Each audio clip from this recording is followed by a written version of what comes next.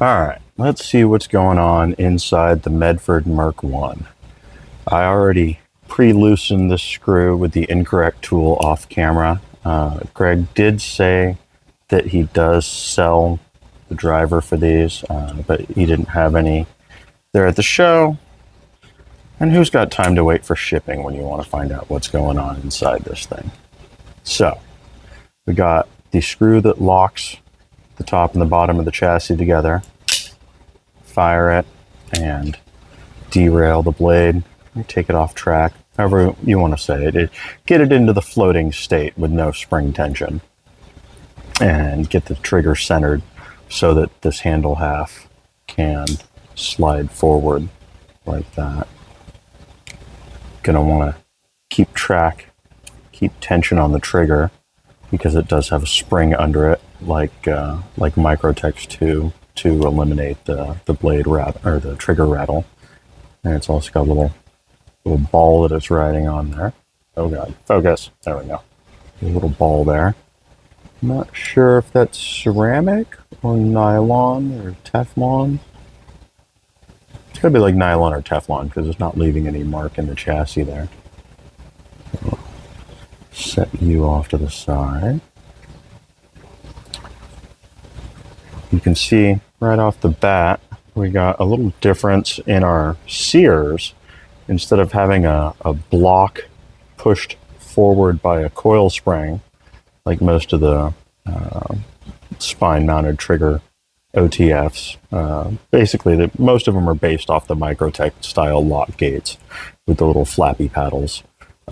These actually look more like little ping pong flippers.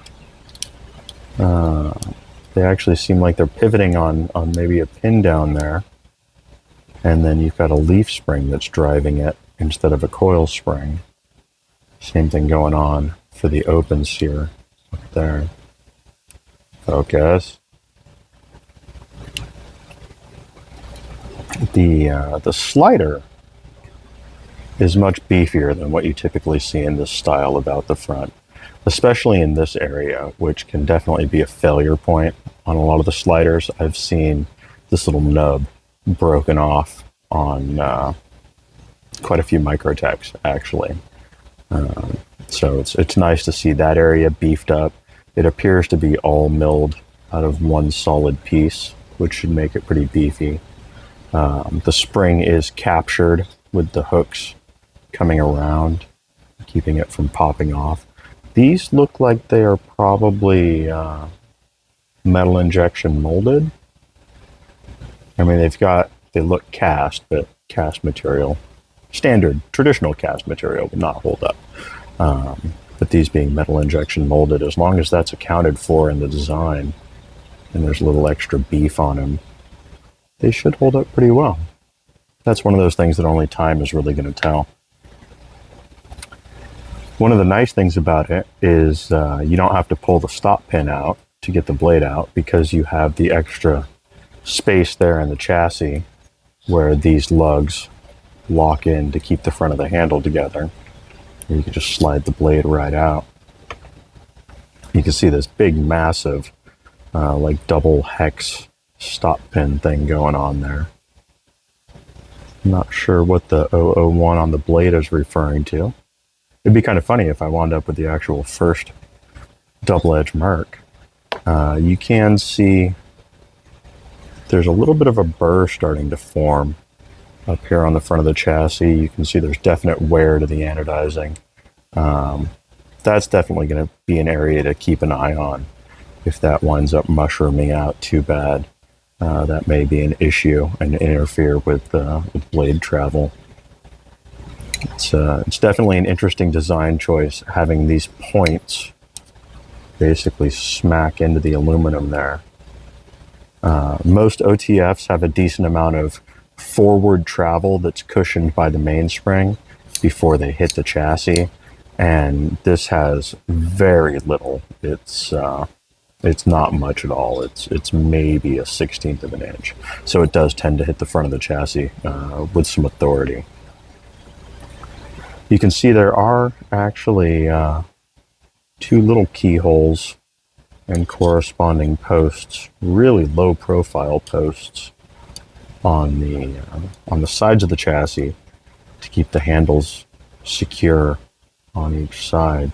And then of course the back is locked together with the glass breaker screw holding it all together.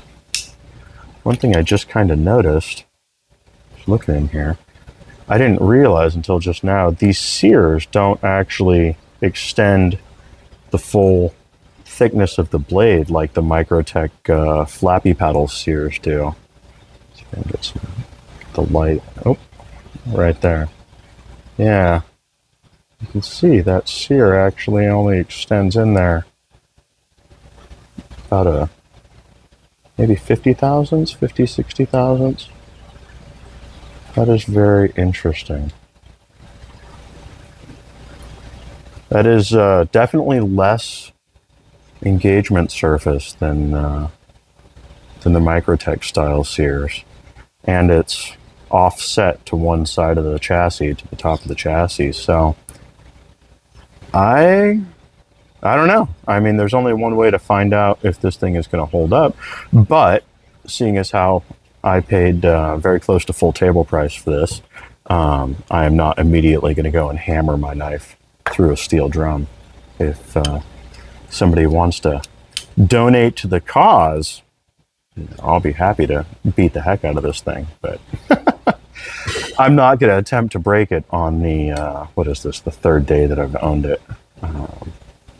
So there we go. I don't know how I feel about how small those Sears are and that engagement surface. That and it being all offset to one side instead of being balanced across the width of the tang.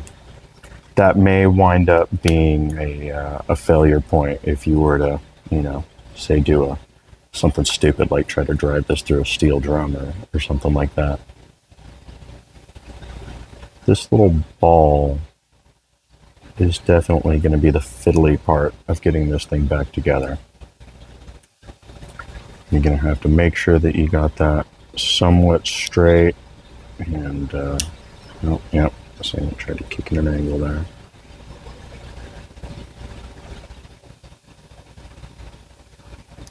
There we are. And then of course you got to maintain pressure on that and you get the handle halves together.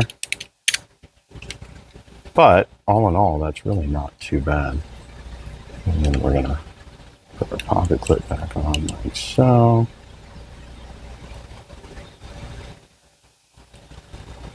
There's really not a whole lot of thread on this either. There's 2 full threads there.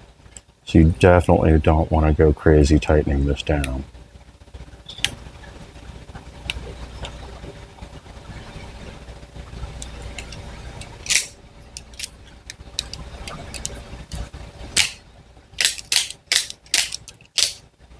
There we go. You can see what I was talking about here. There is very minimal play in the forward direction that is cushioned by the mainspring before it smacks into the chassis. It sounds cool, it feels good, but that may wind up beating itself up. That's one of those things that only time is going to tell, like I mentioned earlier. And then of course, the Sear strength is another one of those things that is only really going to be able to test it by attempting to break it, which I'm not going to do today. So, there you go. That is a look at what's inside the Medford Merc-1 out the front, and